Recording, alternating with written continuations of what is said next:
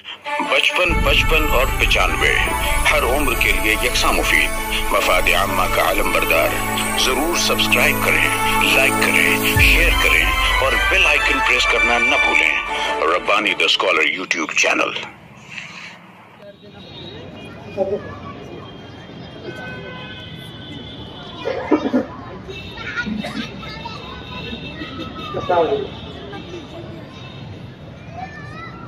मेरी कहानी का उन्वान है शाही कुम्हार।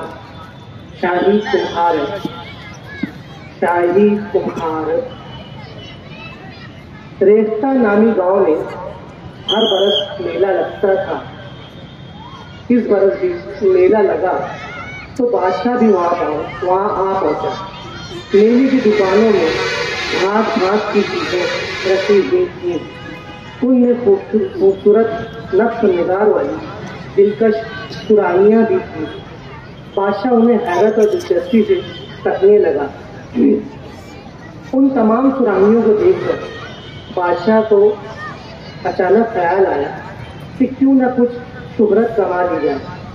मौका गनीमत जानकर उसने ये ऐलान कराया कि हर कुम्हार अपनी कारीगरी का नमूना पेश करे जो उसकी महारत की दलील है। जिस कुम्हार की महारत बादशाह को पसंद आएगी उसे शाही कुम्हार का खिताब बख्शा जाएगा। ऐलान सुनकर तमाम कुम्हार खुशी से फूले न समाए और अपने अपने फन का नमूना लेकर बादशाह की जनाब में हाजिर हुए। बादशाह उन सुराहियों का मुआयना करने लगा। जब वो किसी सुराही के नज़दीक पहुंचता तो उसे बनाने वाला कुम्हार अपनी सुराही की खुसूसियात और फनकारी बयान करने लगता। तमाम चीज़ों को देखने और उनकी खूबियों को समझने के बाद बादशाह ने कहा, यहाँ मौजूद तमाम सुराहियाँ बहुत खूबसूरत है और अपने बनाने वाले की फनकारी का बेहतरीन नमूना है। मैंने हर एक को बेहतरीन पाया। हाज़रीन, बादशाह सलामत जिंदाबाद के नारे लगाने लगे। शोर थमा तो बादशाह ने कहा, मगर मैं इस बात से परेशान हूँ कि आखिर किस सुराही को सबसे ज़्यादा खूबसूरत और बेहतर करार दिया जाए और किसे शाही कुम्हार का तमगा दिया जाए। बादशाह को परेशान देखकर सभी सोचने लगे कि आखिर इस परेशानी का क्या हल हो सकता है। इतने में वजीर ने सलाम अर्ज किया और कहा, बादशाह आलम पना, जान की अमान पाऊँ तो कुछ अर्ज करूँ। बादशाह ने कहा, कहो क्या कहना चाहते हो। वजीर ने कहा, हुजूर वाला, बेशक आपने हर सुराही की खूबियों को समझा मगर आपने उनके ऐबों को बिल्कुल नज़रअंदाज कर दिया। मेरा ख्याल है कि अगर उनके ऐब और खामियों को भी समझ लिया जाए तो ये परेशानी हल हो सकती है। यानी ये कि जिस कुम्हार की सुराही में सबसे कम ऐब हो उसे शाही कुम्हार होने का एजाज़ दिया जा सकता है। वजीर की बात सुनकर सब खुश हो गए। बादशाह ने वजीर की पीठ थपकते हुए कुम्हार से कहा, मुझे तुम अपनी बनाई हुई सुराही के ऐब बताओ। उस कुम्हार ने मुंह धोते हुए कहा, बादशाह सलामत, इस सुराही को बनाने में मैंने अपना तमाम तजुर्बा और अपनी तमाम महारत लगा दी। ये सुराही मुझे अपनी औलाद की तरह प्यारी है। हुजूर, माफ़ी चाहता हूँ कि मैं अपनी सुराही के ऐब नहीं गिना सकता। बादशाह सोचने लगा कि अब क्या किया जाए। इतने में वजीर ने फिर सलाम अर्जी करते हुए कहा, हमारे गाँव में मंगलू कुम्हार है जो ऐब गिनवाने में बड़ा माहिर है। बादशाह ने कहा, तो वाकई बात अद्भुत होती है। जल्द अज जल्द मंगलू को हाजिर करो। सिपाही मंगलू को फौरन वहाँ ले आए क्योंकि वो कहीं भी मेले की चीज़ों में नुक्स निकालता फिर रहा था। बादशाह ने उसे सारा वाक़या सुनाते हुए कहा, हमें मालूम हुआ कि तुम चीज़ों को परख कर और उनमें नुक्स ढूंढ कर उनका मेयार मालूम कर लेते हो। हम चाहते हैं कि तुम सुराही का ऐब बताकर शाही कुमार की तलाश में हमारी मदद करो। मंगलू ने कहा, बादशाह हुजूर, इन गधों को क्या मालूम कि ऐब जाहिर करने से कारीगरी और फनकारी फन का मेयार बुलंद होता है। मेरे मुतालिक लोगों को गलत फहमी है। मैं तो पैदाइशी नर्म दिल हूँ। मेरी खाला मरूमा कहती थी कि मिर्च तोड़ने के बजाय गुड़ बेचना चाहिए ताकि तुम सभी खुश रहें। इसीलिए मैं किसी के भी ऐब नहीं गिनाता। उसके बरक्स अगर किसी शख्स या शय में कहीं कोई नक्श नजर आ जाए तो تو میں اسے دور کر کے مزید بہتر بنانے کی کوشش کرتا ہوں۔ ہر فنکار داد و تحسین چاہتا ہے اور مبارکباد پانے کا حق رکھتا ہے۔ ہر ہنرمند کی ستائش میرا فریضہ ہے، اسی لیے میں سب کی تعریف پیش رہتا ہوں۔ اتنا کہہ کر منگلو کمار ایک سرائی کی تعریف بیان کرنے لگا۔ تعریف بیان کرتے ہوئے اس نے اپنے منہ قلم سے سرائی کی گردن پر بنے ہوئے نقش کو مزید ابھار کیا اور کہا، لیجیے بادشاہ سلامت، اب یہ سرائی بے انتہا خوبصورت ہو گئی ہے، پوری دنیا میں اس سے زیادہ خوبصورت سرائی میں نے نہیں دیکھی۔ بادشاہ نے کہا، تو پھر اس سرائی بنانے والے کو ہم شاہی کمار ہونے کا اعزاز بخشیں گے۔ منگلو نے پکشی سلام عرض کرتے ہوئے کہا، بادشاہ سلامت، بے شک آپ ایسا ہی کیجیے، مگر اس سے پہلے دوسری سرائیوں کا جائزہ بھی لے لیجیے تاکہ کسی کمار کا دل نہ دکھے۔ بادشاہ کو منگلو کا مشورہ معقول معلوم ہوا تو وہ دوسری سرائیاں بھی دیکھنے لگا۔ بادشاہ ایک اور سرائی کو بہت دیکھنے لگا تو منگلو نے اسے جھپٹ کر اٹھا لیا اور سرائی کے دستے پر سے مٹی کو رچتے ہوئے کہنے لگا، بادشاہ کو اس کا دستہ بہت چھوٹا ہے، اگر اس پر سے زائد مٹی نکال دی جائے تو یہ دنیا کی بہترین سرائی بن جائے گی۔ یہ سن کر بادشاہ دوسری سرائی کی طرف متوجہ ہوئے تو منگلو نے اس سرائی کو اٹھا لیا، کہنے لگا، حضور اس کی چوٹی بہت نازک ہے، اگر تیز ہوا بھی چلی تو خدشہ ہے کہ ٹوٹ کر گر جائے گی، اگر اس کی چوٹی پر مٹی کی ایک باریک تہ چڑھا دی جائے تو شک نہیں کہ ایک بیش قیمت سرائی بن جائے گی۔ سرائی کا عیب جان کر بادشاہ ایک اور سرائی کو حیرت سے کرنے لگا تو منگلو نے اسے بھی اٹھا کر اپنی ہتھیلی پر رکھ دیا اور کہا، حضور اس سرائی میں توازن کی کمی ہے، اس کا بائیں حصہ دائیں حصے سے 2 تولہ زیادہ ہے، اگر بائیں سے 2 تولہ مٹی نکال دیں یا دائیں حصے پر صرف 2 تولہ مٹی کا اضافہ کر دیا جائے تو بلا شبہ اس کے بنانے والے کو شاہی کمار ہونے کا اعزاز دیا جا سکتا ہے۔ یہ سن کر بادشاہ آگے بڑھ گیا۔ سرائیوں کے درمیان مٹی کے کچھ پتیلے اور پیالے بھی رکھے ہوئے تھے، انہیں دیکھ کر بادشاہ بڑا حیران اور غصہ ہوا۔ اس نے پوچھا، سرائیوں کے درمیان پتیلوں اور پیالوں کا کیا کام؟ منگلو نے کہا، بادشاہ سلامت، یہی ان کی خاصیت اور خوبی ہے۔ دراصل یہ پتیلے پیالے نہیں بلکہ سرائیوں کی ایسی نادر اور قیمتی اقسام ہیں جو پتیلے اور پیالے نما ہوتی ہیں، ایسی سرائیاں تو کھال میں نظر آتی ہیں۔ بادشاہ نے کہا، تو پھر ان کے بنانے والوں ہی کو کیوں نہ شاہی کمار ہونے کا اعزاز دیا جائے؟ منگلو نے کہا، بادشاہ سلامت، اگر ایسا ہو جائے تو بہت خوب ہو، میرا تو مشورہ ہے کہ ریاست کے تمام کماروں کو شاہی کمار ہونے کا اعزاز دیا جائے۔ بادشاہ نے غور کرتے ہوئے کہا، نہیں، ایسا نہیں ہو سکتا، ہمارا گاؤں اور شاہی خزانہ اتنے کماروں کا بوجھ نہ اٹھا پائے گا، اسی لیے صرف ایک کمار کو ہی یہ اعزاز دیا جا سکتا ہے۔ منگلو، میں سمجھ گیا کہ تم فنکاروں کے بڑے ہمدرد ہو، سب کی تعریفیں کرتے ہو اور مجھ سے زیادہ شہرت کمانا چاہتے ہو، مگر یاد رکھو میں بھی بادشاہ ہوں۔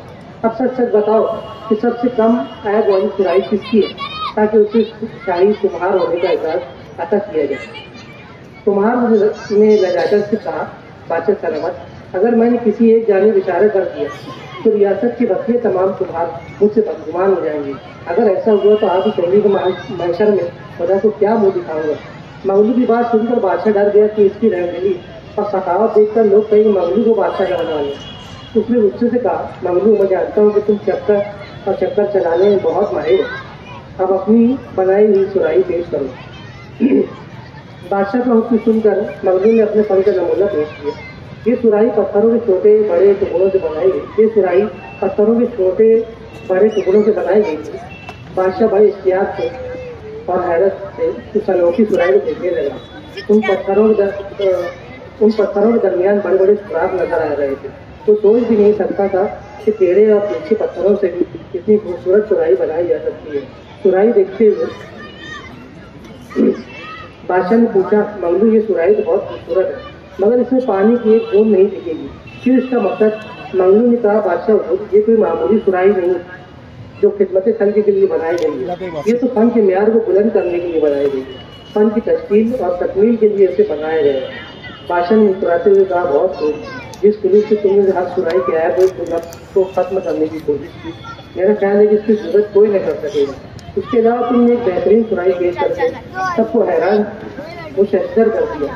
مجھے یقین ہے کہ یہاں کوئی ایسا موجود نہیں جو کہ تمہاری سرائی میں नुक्स निकालने की गैर इखलाकी हरकत कर सके, इसलिए मैं तुम्हें शाही कुमार होने का एहसान बख्शता हूँ। ये कहकर बादशाह ने अपने दाहिने हाथ की एक अंगली से अंगूठी उतार कर मंगलू की हथेली पर रख मंगलू ने उसे होठों से लगाया और अपनी एक नींद में पहन। बादशाह का फैसला सुनकर तमाम आदमी अकलमंद बादशाह जिंदा रहा और शाही कुमार मंगलू कुमार के नारे लगाने लगे।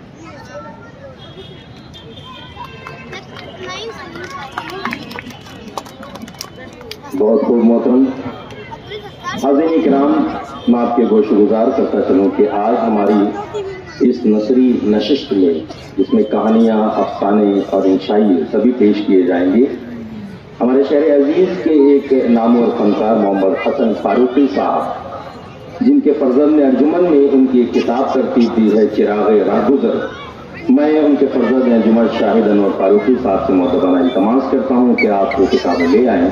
आज हमारे सदर और मौजूद मेहमानान के हाथों उनकी इस किताब का एक बावकार इजरा किया जाएगा।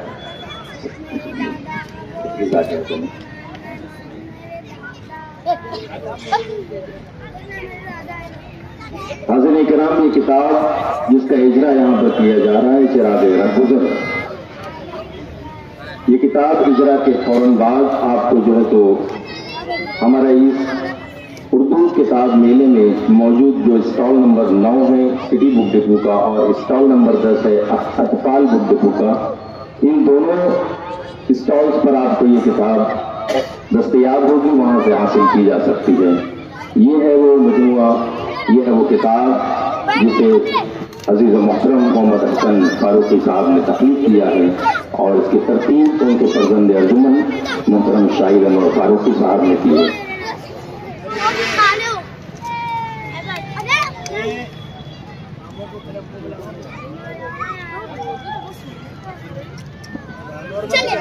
कुछ ऐसी नादिर नायाब तख्लीकात होती हैं कि जो तख्लीक करके इस दुनिया को खैरबाद कहकर चला जाता है, मगर सबसे बड़ा असासा होते हैं उनकी औलाद जो उस चीज को जिंदा रखती है।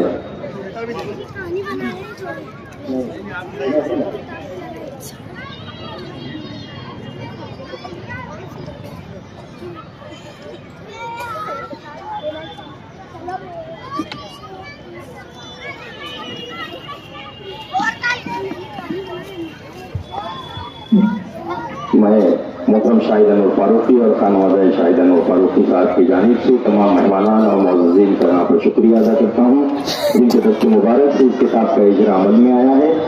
आइए हाज़रीन इकराम, मजलिस की कार्रवाई को आगे बढ़ाते हैं। शुरू करते हैं सिलसिला अफसाना। अफसाना निगारी ये एक ऐसा फन है कि एक मुख्तसर में बहुत ही कम इख्तिसार लफ्ज़ी के साथ एक बेहतरीन सबक और दर्स आवाम तक पहुँचाया जाता है, नाज़रीन तक, क़ारीन तक पहुँचाया जाता है। आइए हाज़रीन इकराम, अपने अफसानी सफ़र का, अफसानी नशिस्त के सफ़र का आगाज़ करते हैं। मैं अव्वल ज़िक्र सबसे पहले अंजुमन मुहिब्बान अदब के सदर, नहायत सीनियर अफसाना निगार, बेहतरीन कलमकार, एक माया नाज फनकार आली जनाब हारून अख्तर साहब को मोहतबाना आवाज़ देता हूँ कि मौसूफ यहाँ पर तशरीफ लाएं और अपनी अफसाने की खानदगी फरमाएं। आली जनाब हारून अख्तर साहब।